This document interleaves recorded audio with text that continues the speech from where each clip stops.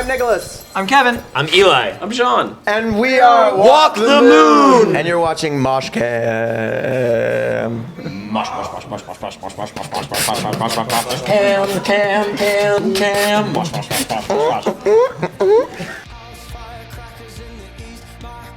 My favorite song to play off of our album is one called Fixin', because it's one that we don't get to play very often if we're doing an opening slot, but if we get to play our own show, then it's sort of one of the deeper tracks, and it's kind of one of the nerdier ones musically, so that's a really fun one for me. I like to play Anna Sun because I just like to shut up and play the hits.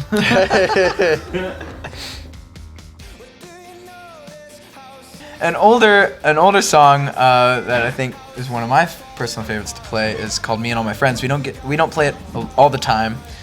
We play it during for like longer shows, and I think it's an older one that fans who have been around for a while, have been with us for a while, really appreciate. It's what it's about, what it means to us, and it's also kind of a rambunctious song.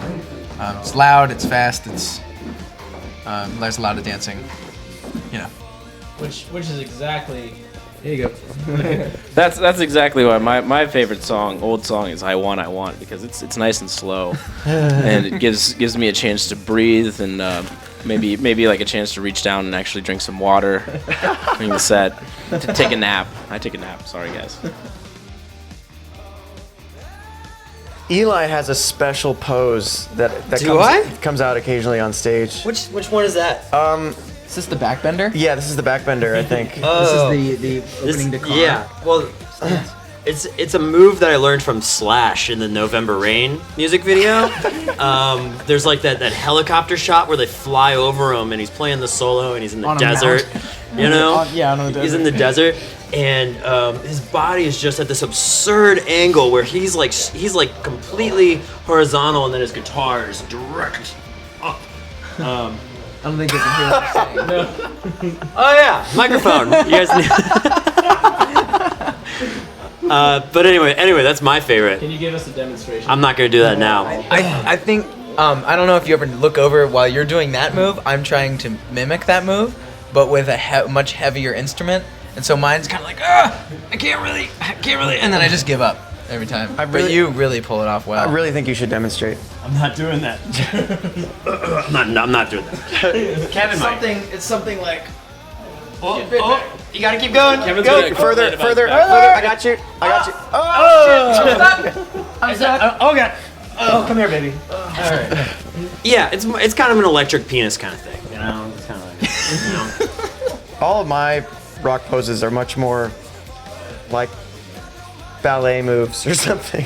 Much more like little pixie dancing through the forest sort of moves, so I don't think they're very... Sean does do a thing when it's just kick drum. Sometimes he gets up, he stands up, and he puts his fist out in the air. He just kicks it like... I'm rather limited, like as far as moves go, but we recently played a tour with Pink, and their drummer, every hit he's like slipping sticks, so like that's caused me to like want to like put stuff in weird places and like just do absolutely horrible things to a musician's technique to try to look like I'm having fun. I feel like the jokes backstage usually go like one step too far, like the pranks or whatever's happening, and I don't remember what Sean was doing.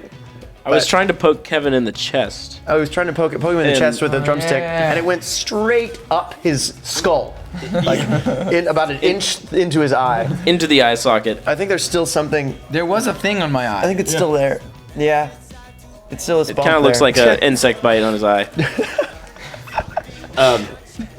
My two favorite times that Sean has thrown things into the audience, though, is there's one time in Atlanta we were playing with the Kaiser Chiefs, and the place was less than completely full. And at the end of the show, Sean threw a stick into the audience, and we heard it hit the floor. It was the most depressing thing you could possibly feel. Walking off the stage, just hearing it. And then close second. And then there's a close second is Sean. As a joke, we use paper plates for our set list because they're easy to throw into the audience at the end.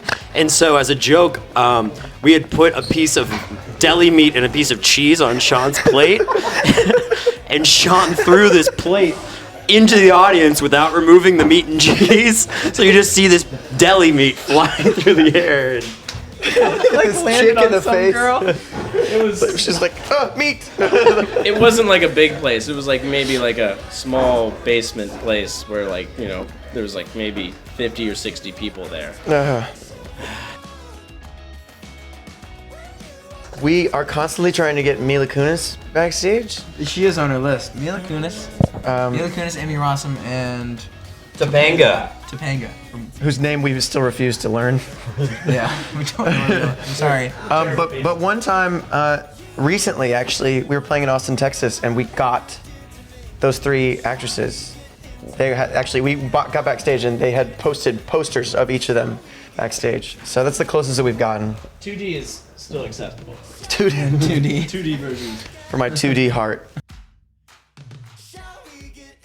We played in Wollongong 2 nights ago, and that was my favorite show of this tour so far because it was all a college crowd and just like a huge. I think it was like one of the biggest rooms that we played, and everybody was really excited. And I think people were like crowd surfing at that one. One of my favorite shows was on tour with Pink. We played in Paris, and it's one thing playing in clubs and theaters, but playing in arenas, you're trying to connect with somebody who's a kilometer away on the other side of the arena, and so you don't always feel like you have that connection. But that night in Paris, there are points where we invite the audience to to participate with movements or clapping or whatever it is, and like I could see all the way back there people were doing it, and it was a really cool feeling to see thousands and thousands of people participating with us. It's really cool. We have a pre-show huddle. That's pretty hush hush. Yeah, we aren't Right. really allowed to Yeah. talk about It it. involves. What does it involve today? acrobatics and Fire, aromatics and acoustic, And informatics, yeah. which I learned was the study of. There's some stretching and some more stretching, lots of stretching. Stretching and shouting. Yeah. Stretching is real. Stretching is real. Stretching is an important part of the warm-up and getting focused and getting ready for it. And then there's always face paint, which happens the moment before we go on stage because we usually forget it. My favorite warm up is not one that we do, but a band we went on tour with called Morning Parade would gargle with Jameson before every show. And then sing the theme from Terminator. Yes, It's awesome. It's Terminator 2, wasn't it? Well, it's the same theme, but then they quote. Then they're like, "What is it? I know now why you cry." Actually, well, I've never told this story. This just happened at was it Canberra? I think it was at the college show in Canberra. This guy came up to me after the show, and he said, I had never heard of you until a couple weeks ago when I was having a really bad day, and I was talking to my friend about it, and he was like, this is what I do when I'm having a bad day, and he sent me the link to our video, or he sent his friend the link to our video, and he said it brought him out of the dumps, and that he's heard that that's the way it is for so many of his friends, and that he said, and I quote, "You guys help a lot of people," and it's like, wow, like that's amazing. Where are we? We're in Australia. Like, that's really neat. Once this hot chick kissed me on the cheek. That didn't happen. Lady friend, that didn't happen, I swear. I got licked by a comedian. So that was about it. Yeah. A male comedian. Not even like a hot female comedian. Eating. We do admit that we eat a lot on the road. We try. Well, okay, that was a bad way of saying it. Every day we like to have something to eat. We eat Our other pastime is during being the extremely day. interesting. No, we on the road, it's challenging to find a moment to eat something other than fast food or whatnot. but it's become kind of a habit of ours to try and get out and get something local or fresh or real or interesting. And you know, Australia, we've had some neat Australian things, like we had some pies on the side of the road, some meat pies. I ordered a spring roll that I thought was going to be like this delicious little healthy treat. And it was one of those Chico rolls. And I just, oh God, it reminded me of the place in Amsterdam where there's like a wall of like fried grease, and you like open a little mailbox and reach in, and you might grab it might be a penis, but it's usually, you hope. It is in the red light district. Chico roll. Has anybody had? None of us have had kangaroo yet. No, I keep not saying yet. I want to try Roo Burger, but I haven't. No. Anything else interesting? We like I didn't expect Australia. I did not expect Australia to have as much Asian food. And we are real close to Asia. Yeah, we are. I mean, you know, I don't look at maps before I fly to places.